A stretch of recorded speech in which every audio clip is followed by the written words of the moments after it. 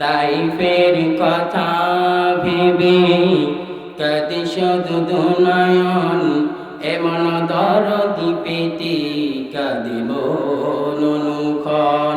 আমার নবীজি বারবার দাওয়াত দেয়, নবীজিকে পাগল বলে গালি দেয়, বাচ্চাদেরকে লেলিয়ে দিয়েছেন। আমার নবীজি বেগুনা মাসুম, যার কোনো ভুল নাই ত্রুটি নাই, ঠিক কিনা? আরো জোরে আওয়াজ দিয়ে বলেন ঠিক কিনা? আমার নবীজির তিল পরিমাণ তেনার গায়ে মশা মাছি পর্যন্ত পড়ে হারাম ছিল। আমার নবীজিকে সবাই সম্মান করত, ভালোবাসত। আমার নবীজির আদর্শ দেখে কাফিররা পর্যন্ত কালিমা পড়ে ইসলাম ধর্ম গ্রহণ করেছে। এই জন্য আমার নবীজির ইতিহাসগুলো দেখে, অনেকে ইতিহাসগুলো যখন পড়েছে দেখেছে অমুসলিমরা কালিমা পড়ে তারা ইসলাম গ্রহণ করেছে। আল্লাহু আকবার। কিন্তু আজকের কিছু নাস্তিকেরা তারা আমার নবীকে গালি দেয়, আছে না নাই? আমার নবীকে গালি দেয়, ভণ্ড প্রতারক বলে। আমার নবীজি বিবাহ করেছে 11 জন স্ত্রী। কোন স্ত্রী এমন ছিলেন না নবীর বিরুদ্ধে নালিশ দিয়েছেন, এমন কোন স্ত্রী ছিল না। আমার নবীকে ভণ্ড প্রতারক বলে গালি দেয়, আমার নবীর বংশ পরিচয় নিয়ে কথা বলে, এরকম নাস্তিক বাংলার জমিনে আছে না নাই?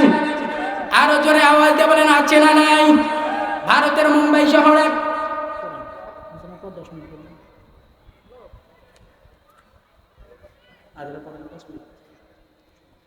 আমার নবী সাল্লাল্লাহু আলাইহি সাল্লাম এমন একজন মানুষ ছিলেন, 63 বছরে তিনার কোনো ভুল ত্রুটি ছিল না।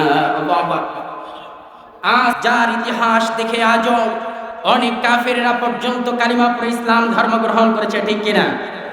এমনকি হিন্দু থেকে, বৌদ্ধ থেকে, খ্রিস্টান থেকে, ইহুদি নাছাড়া যারা আছে তারা আমার নবীর ইতিহাসগুলো এক একটা করে ইতিহাস দেখে তারা বুঝে ফেলেছে নবীজির মধ্যে এমন একটা শিক্ষা আছে যেই শিক্ষার মধ্যে কোনো ভুল নেই।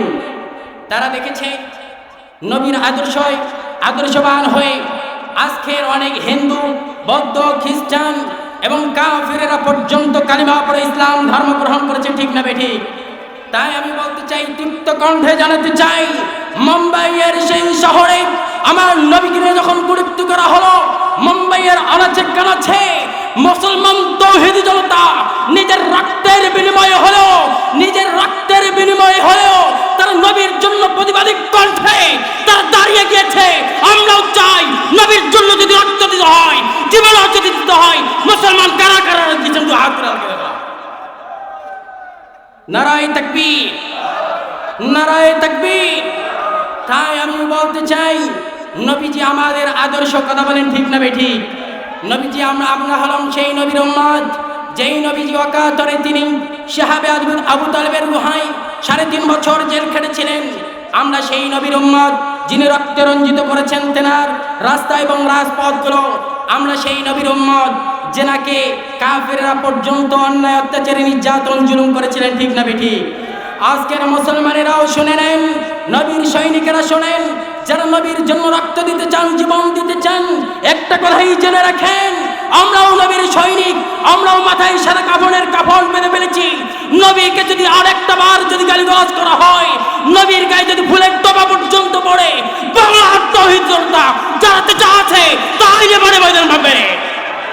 কথা বলেন ঠিক না বেঠিক?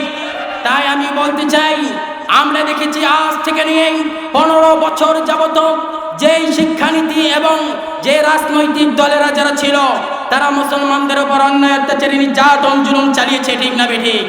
তাই আমরা বলতে চাই, যারা এই আন্দোলন করে, যারা জামাতি ইসলাম করে, এরা দিনের পথে ডাকায় মানুষদেরকে দৈনিক দিনের একটা শিডিউল রেখে দিয়েছে। কারা 5 ওয়াক্ত নামাজ পড়লো না, কোরআন তেলাওয়াত করলো না, প্রত্যেকটাই উঠানো আছে।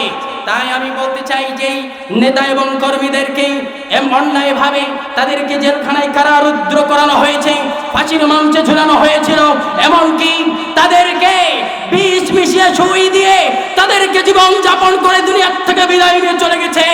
আমি বলতে চাই, আপনি যদি ভারত পলায়ন করে থাকেন, ভারত থেকে ছিনিয়ে এনে বাংলার জমিনে বিচার করা হবে।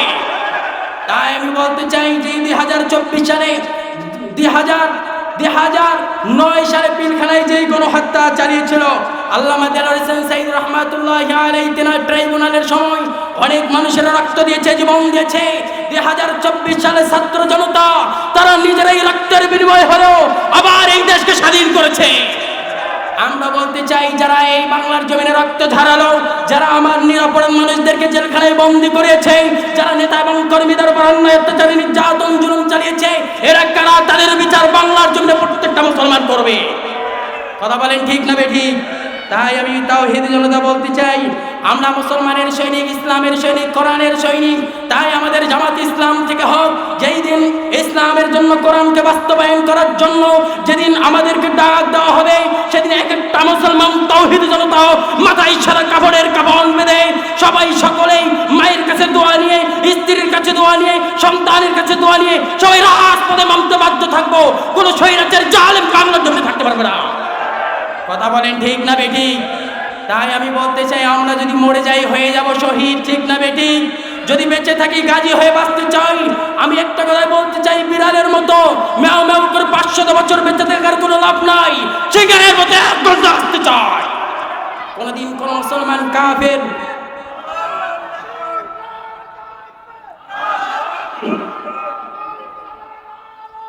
সম্মানিত তাওহীদি জনতা, সময় কম।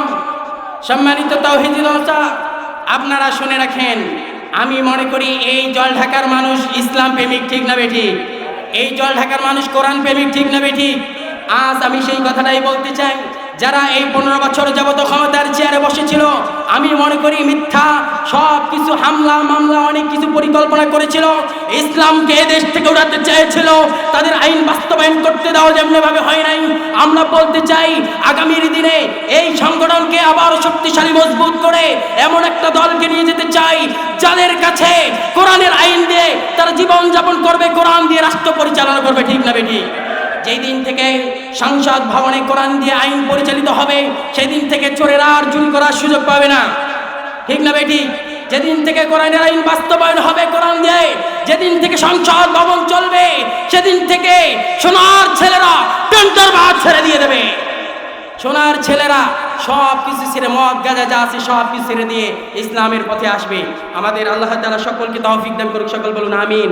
সকলকে ইসলামের পথে, কালিমার পথে, কালিমার ছায়াতলে প্রবেশ করার তৌফিক দান করুক, সকল বলুন আমিন।